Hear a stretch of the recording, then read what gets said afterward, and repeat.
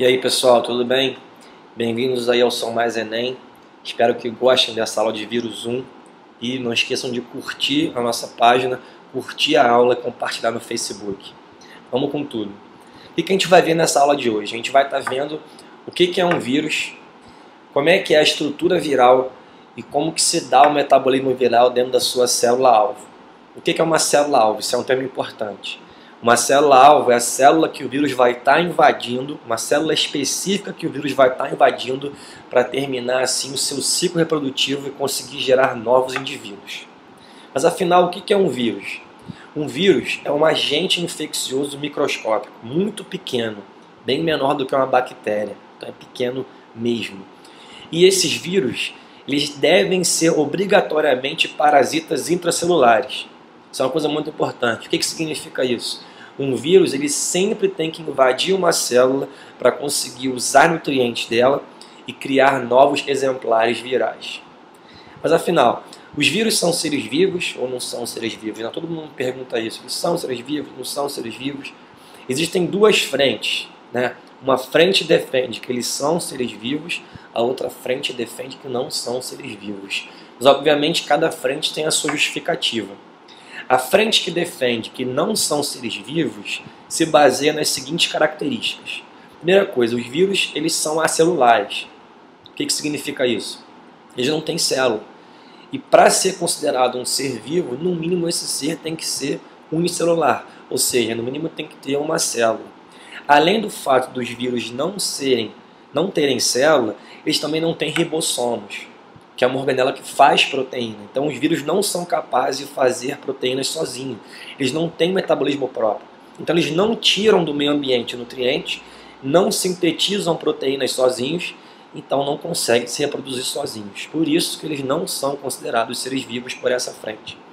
Já a outra frente defende o seguinte: tudo bem, eles não se reproduzem sozinhos, mas se eles têm material genético e conseguem se reproduzir, eles são seres vivos. Então, na verdade, não existe o certo e o errado.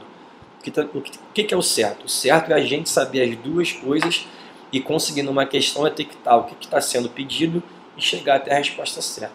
Tudo bem? Então, aqui tem uma figura na aula do Som Mais Enem, vírus 1, que mostra várias formas virais. Tem aqui uma forma cilíndrica, o vírus do tabaco, mosaico do tabaco. Tem aqui um vírus elíptico. Tem aqui um vírus que parece tem a forma poliédrica. Tem aqui o bacteriófago, que tem a forma de uma sonda espacial. Existem várias formas virais, mas existem algumas estruturas que todos compartilham, algumas características que todos eles compartilham. E quais são essas características? Não importa a forma viral, todos eles devem invadir uma célula, todos eles são parasitas intracelulares obrigatórios. Isso a gente não pode esquecer. Foi que foi? Beleza.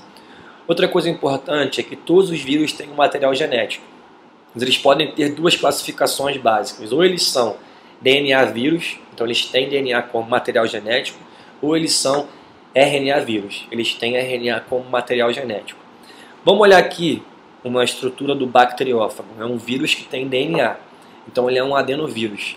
O que o bacteriófago tem de importante? Ele tem aqui uma cabeça, que é um capsídeo viral. O que é um capsídeo viral? É uma capa de proteínas que protege o material genético.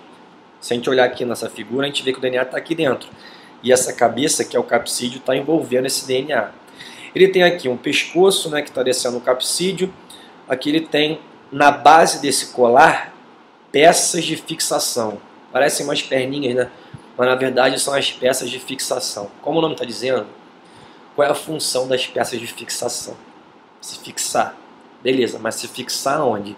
Se fixar bem na membrana da célula-alvo, que ele vai estar invadindo. Então, por exemplo, o bacteriófago, o nome dele vem de bactéria, porque ele parasita uma bactéria chamada Escherichia coli.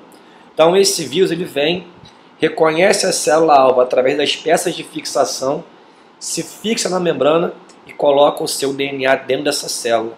Após isso ele vai entrar num processo metabólico que a gente vai ver daqui a pouco. Aqui embaixo a gente está vendo um outro vírus, que é um vírus chamado retrovírus. No caso aqui é o vírus da AIDS, né? HIV. Bom, se ele é um retrovírus, ele está dentro da categoria dos RNA vírus. Então ele tem RNA. dentro da sua composição. Além de ter RNA, ele tem aqui, ó, em azul, um capsídeo proteico e aqui por fora outro capsídeo. Então ele tem dois capsídeos que envolvem o seu material genético. Lembre-se que capsídeo serve para quê? Proteger, no caso aqui, o RNA do retrovírus.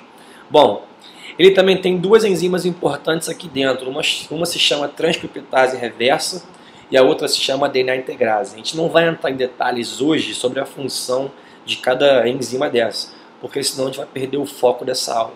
Essa aula de vírus 1 é só para apresentar para vocês algo geral dos vírus. Agora, o importante daqui dessa figura é vocês notarem que existem proteínas que estão aqui, ó, para fora do vírus. Essas proteínas, elas são proteínas de reconhecimento da célula-alvo. Então, como é que funciona isso? No caso aqui, o retrovírus, o HIV, essas proteínas vão estar reconhecendo receptores de membrana dos linfócitos T e CD4. E a partir desse reconhecimento é que vai começar a invasão do retrovírus dentro dessa célula. Então, isso é uma ligação altamente específica. É como se fosse um mecanismo chave-fechadura da enzima com substrato. Talvez vocês se lembrem disso. Então, a especificidade de uma invasão viral se dá pela ligação das proteínas virais de reconhecimento com receptores de membrana da célula-alvo. Foi que foi? Beleza. Bom, então aqui vamos comentar, de modo geral, a função de cada estrutura viral. O capsídeo é uma capa proteica que envolve o material genético. A função dela é proteger o DNA ou o RNA, dependendo do vírus. O material genético leva características virais. São esses materiais, DNA ou RNA, que vão estar exercendo a síntese proteica viral dentro da célula-alvo. Proteínas virais de reconhecimento são aquelas proteínas que ficam voltadas para fora do capsídeo e vão estar reconhecendo qual é a célula-alvo que o vírus deve invadir. Envelope, aqui tem um ponto que muitos alunos se confundem. Esse envelope, ele é um envelope lipídico, assim como a membrana plasmática. Então esse envelope ele consiste numa bicamada fosfolipídica que o vírus roubou de uma célula que ele invadiu e saiu. Bom, mas qual é a função desse envelope lipídico? Esse envelope ele facilita a invasão do vírus num próximo processo de invasão na célula-alvo. Então, qual é a função desse envelope lipídico? Melhorar a possibilidade de uma invasão de vírus numa célula-alvo que ele vai estar invadindo depois. Bom, aqui tem uma questão do Enem, com um vídeo aqui no YouTube para vocês verem os comentários. E aqui embaixo a gente tem uma foto importante com dois tipos de metabolismo viral. Existe uma classificação chamada ciclo lítico e uma outra classificação quanto ao metabolismo viral chamado ciclo lisogênico. No que consiste o ciclo lítico? O ciclo lítico é o ciclo completo do vírus. Ele invade a célula-alvo, toma conta do metabolismo dela, então a célula para de fazer o seu metabolismo e fica totalmente em função do vírus. O vírus completa o seu ciclo reprodutivo e a célula-alvo acaba por morrer.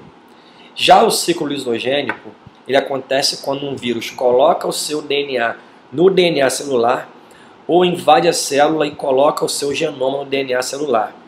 Esse DNA viral, que ficou junto com o celular, ele fica inativo, ou seja, ele não sofre transcrição para gerar proteínas virais.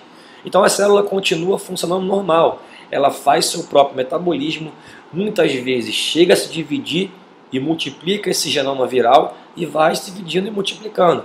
Em um certo momento, pode ser, por exemplo, porque o corpo da pessoa baixou a imunidade, esse genoma viral vai se ativar. E aí a célula que estava no ciclo lisogênico vai passar agora para o ciclo lítico. E aí a célula tem seu metabolismo todo parado, o vírus toma conta do metabolismo dela e acaba por romper a célula, já que ela entrou no ciclo lítico. Bom, então aqui tem um termo importante também, que eu coloquei no finalzinho para a gente, que é o termo virion. O que é um virion? O virion é o vírus que ainda não invadiu a célula-alvo. Então só coloquei esse termo aqui para caso vocês se deparem com ele em alguma questão, já ficarem sabendo o que é. Então na próxima aula a gente vai ver o que? As principais viroses que caem muito no Enem, comentar os principais sintomas e falar um pouquinho de imunidade. Foi que foi, beleza, bons estudos e até a próxima. Tchau.